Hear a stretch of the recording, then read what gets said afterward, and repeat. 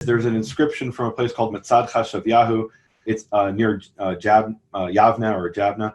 It's on display at the Israel Museum, and it's an inscription by this man. And this does date to the 7th century BC, so it's much later. But it shows we have an Isbet Sarta in the 13th century. There's some common person who's writing out the alphabet and a bunch of random letters just to practice.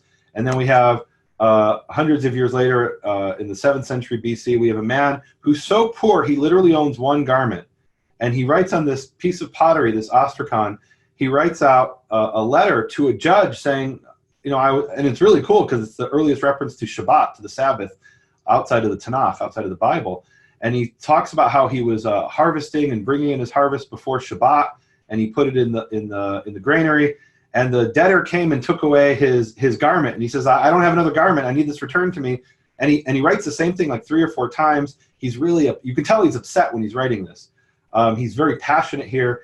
He's repeating himself. He wants his garment back, and he just keeps repeating himself. And it's really cool because here you have, in 7th century BC, you have somebody who's literate. And then we have the Siloam inscription written in a tunnel.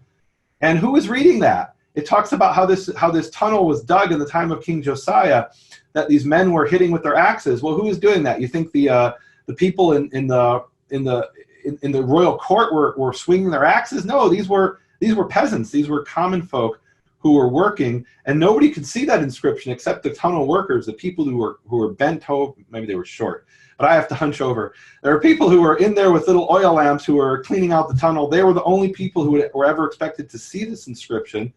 And so I walk away with this picture that the ancient Israelites could read. Mm-hmm. And to suggest that Moses could not have written the Torah, I don't think that fits the evidence, especially since Moses was raised in the royal house of Pharaoh.